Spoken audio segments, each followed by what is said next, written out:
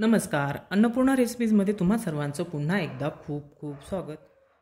थंडीची चाहूल लागली की आपल्याला आठवण येते ती मेथीच्या लाडूची, डिंकांच्या लाडूची. असेच हेल्दी आणि चविष्ट असे मेथीचे लाडू आज आपण बनवणार आहे. जर कुणाला कंबरदुखीचा प्रॉब्लेम असेल किंवा सांधेदुखीचा प्रॉब्लेम असेल त्यांच्यासाठी खूपच उपयुक्त असे हे लाडू असतात. चला तर मग पटकन लाडू बनवायला घ्या. जेव्हाही तुम्हाला लाडू बनवायचे असतील तेव्हा 2 दिवस अगोदर मेथ्या भाजून घ्यायच्या, बारीक दळून तुपामध्ये भिजत घालायच्या आणि मधून हलवत राहायच्या. मी 50 ग्रॅम मेथ्या भाजून घेतल्या, त्याची पावडर बनवली आणि साजूक तुपामध्ये भिजत घातल्या 2 दिवस अगोदर. फक्त एक आठवणीने करायचं, मेथ्यांची पावडर रोज हलवून द्यायची. तुम्हाला लाडू बनवायला उशीर झाला तरी ते तुपामध्ये असतात, त्यामुळे त्या खराब होत नाहीत. लाडू बनवण्यासाठी मी काळ्या खारकांची 1/2 किलो पावडर घेतलेली आहे. खोबरं खराब होऊ नये म्हणून मी हलकंसं भाजून ठेवलेलं होतं. त्या खोबऱ्याचे कापही 1/2 किलो आहेत आणि 1/2 किलो गव्हाचं पीठ घेतलेलं आहे. सोबत मी 1/2 किलो साजूक तूप घेतलं आहे आणि गूळ मी इथे 300 ग्रॅम घेतलेला आहे. गूळ किसून मग मोजून घ्यायचा, नाहीतर तुम्ही वाटीच्या प्रमाणात घ्याल तर 2.5 वाटी गूळ घ्यायचा. सोबत 2 दिवस अगोदर भिजवलेली मेथ्यांची पावडर घेतलेली आहे. मेथ्याची पावडर तुपामध्ये भिजवल्यामुळे त्याचा कडवटपणा बऱ्यापैकी कमी होतो. सोबत मी 2 चमचे खसखस घेतलेले आहे आणि 1 चमचा सुंठ पावडर घेतलेली आहे. 50 ग्रॅम डिंक, 50 ग्रॅम बदाम, 50 ग्रॅम अक्रोड आणि 50 ग्रॅम काजू घेतले आहेत. तुमच्याकडे जर दुसरे ड्रायफ्रूट्स असतील तर तेही तुम्ही घालू शकता, जसं पिस्ता, किसमिस ते पण घालू शकतात. अशा प्रमाणात सर्व जिन्नस घ्यायचं. जर तुमच्याकडे वेळ असेल तर तुम्ही बाजारातून खारीक आणून त्याचं बी काढायचं आणि पुढचा देठ पण आठवणीने काढायचा. त्यानंतरच ते तुम्ही गिरणीमधून दळून आणा. शक्यतो मिक्सरवर दळलं तर खूप काम निघतं मिक्सरचं, त्यामुळे गिरणीतूनच दळून आणायचं. आता गिरणीमध्ये खोबरं आणि खारीक दोन्हींची पावडर बनवून मिळते. सर्वात अगोदर खसखस भाजून घ्यायची. तूप न घालताच भाजायची, त्यामुळे व्यवस्थित भाजलं जाईल. खसखशीला तुपाची काहीच आवश्यकता नाही. तडतड वाजायला लागली की समजायची खसखस व्यवस्थित भाजली आहे. आता ही खसखस सेपरेट एका भांड्यात काढायची. कढईमध्ये थोडंसं तूप घालून ड्रायफ्रूट्स भाजून घ्यायचे. ड्रायफ्रूट्स पण सेपरेट भाजायचे. एकदा घातलेल्या तुपामध्ये सर्व ड्रायफ्रूट भाजून घेऊ शकता तुम्ही. प्रत्येक वेळेस तूप घालण्याची काहीच आवश्यकता नाही आहे, कारण बऱ्यापैकी तूप कढईमध्ये शिल्लक राहतं. त्यामध्ये तुम्ही सर्व ड्रायफ्रूट्स भाजून घेऊ शकता. हलकेसे ब्राऊन झाले की ड्रायफ्रूट्स काढून घ्यायचे. फक्त त्याचा कच्चेपणा गेला पाहिजे, कारण जास्त दिवस लाडू जेव्हा राहतात तेव्हा त्यांचा खवट वास येतो, म्हणून ड्रायफ्रूट्स हलकेसे भाजून घ्यायचे. खोबरंसुद्धा मी पुन्हा थोडंसं भाजून घेते, म्हणजे ते कडक होईल दळण्यासाठी.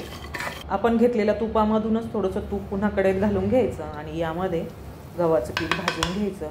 गव्हाच्या पिठाऐवजी तुम्ही मुगाचं पीठ वापरू शकता किंवा नाचणीचं पीठसुद्धा वापरू शकता. गव्हाचं पीठ पण एकसारखं मंद आचेवर भाजून घ्यायचं, म्हणजे सर्व सारखं भाजलं जाईल.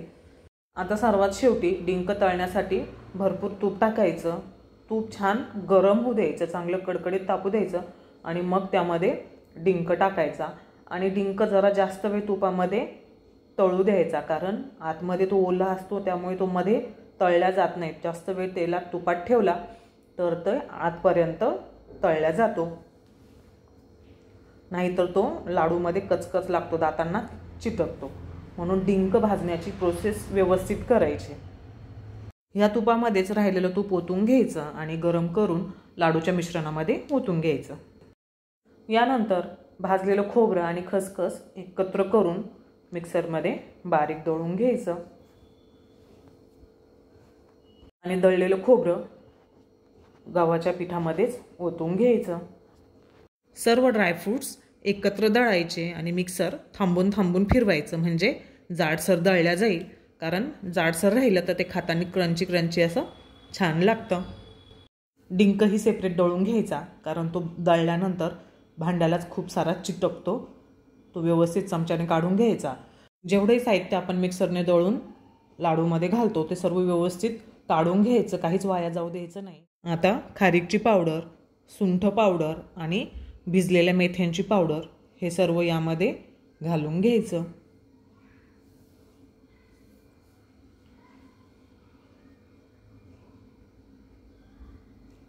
किसलेला गूळ पण यामध्ये मिक्स करून घ्यायचा. गूळ बाकीच्या मिश्रणाला व्यवस्थित चोळून घ्यायचा, म्हणजे तो सर्व एकत्र एकजीव होईल. मिश्रण मिक्स करायला भांडं थोडं लहान पडतं आहे, म्हणून मी आता हे मिश्रण एका मोठ्या ताटामध्ये ओतून घेते, म्हणजे गूळ मला व्यवस्थित मिक्स करता येईल. गूळ व्यवस्थित मिश्रणाला चोळून घ्यायचा. आता ह्या मिश्रणामध्ये तूप गरम करून ओतून घ्यायचं. तूप पण व्यवस्थित मिक्स करून घ्यायचं. मेथ्या किंवा गुळाच्या गुठळ्या नाही राहिल्या पाहिजे. थोडं थोडं मिश्रण घेऊन लिंबापेक्षा थोडेसे मोठ्या आकाराचे लाडू बांधून घ्यायचे.